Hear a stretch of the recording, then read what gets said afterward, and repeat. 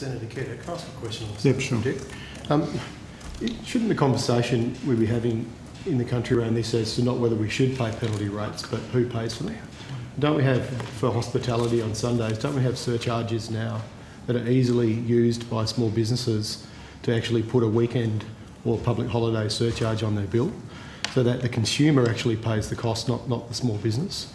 Isn't this the conversation that we should be having in terms of economic efficiency? There's absolutely no question that if it's needed to have penalty rates in order to attract people to working on these industries, which is a purely market-based issue, then businesses may well need to find ways of extracting that income, and you see surcharges in at least part of the restaurant industry. You don't see surcharges in McDonald's and fast food chains, and you don't see it in retail. But they're less vulnerable to the increased costs on Sundays. That's right. It just fascinates me that no one's talking about this. There has been legislation in Parliament the last 3 years to make it easy for surcharges to be used. That previously it was very difficult. And I've talked to lots of small businesses in my home state where they raise this issue with you, and it surprises me how few of them are actually passing on the cost to consumers. If I want to go out on Sunday and have a cappuccino, I'm prepared to pay, me personally, extra for it, and the small business doesn't lose out and the workers don't lose out. So isn't it the consumer that should actually be paying for the social contract? That is the crucial part of the question, and there's a presumption in what you've said that the consumer should be absorbing the full cost here. If the prices established by historical precedent are poorly established, as we noted, we think they are, there's certainly internally inconsistent penalty rates, and that evidence is clear in our report, internally inconsistent between industries and even in like circumstances so they're poorly established.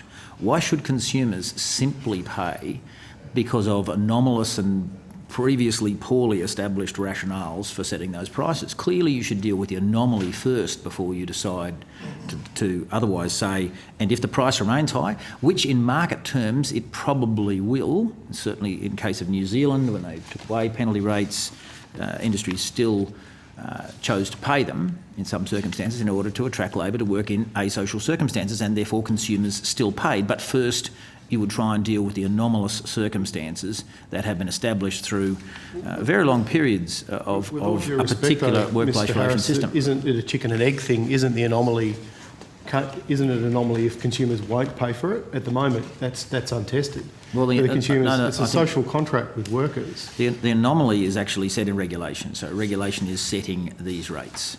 So it is regulation that's the source of it, and as you note from our report, I'm sure, we haven't actually disputed the need for this. We haven't actually said it's inappropriate to have penalties for working asocial circumstances. What we've said is the prices have not been well established and they should be reviewed to be established appropriately, and then we've gone on and noted that there is some evidence to show that Saturday and Sunday are increasingly alike rather than differentiated as they might have been by social circumstances back when penalty rates were first established a substantial time ago.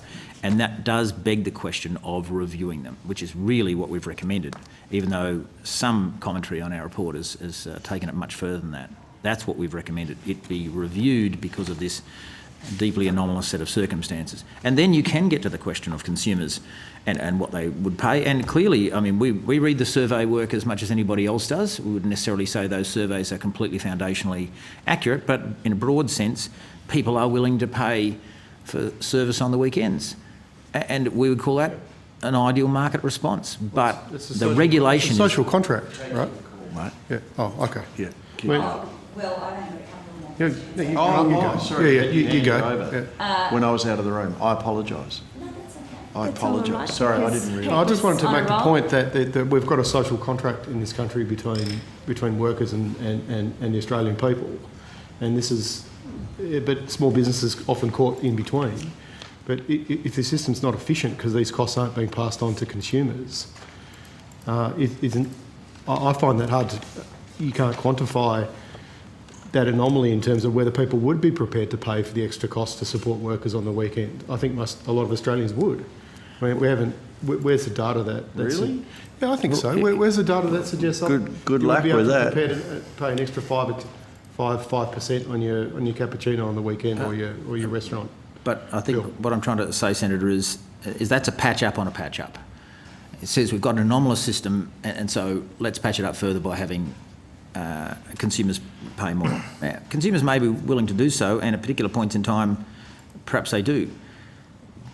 But that's not what we've been asked to do. We've been asked to review the nature of the workplace relations system in its regulatory structure for the future. What has happened, if you take trends since, I don't know, I won't pick the particular years, but since penalty rates were first established and looked over time, in some industries, circumstances have substantially changed. There should be a review to deal with that.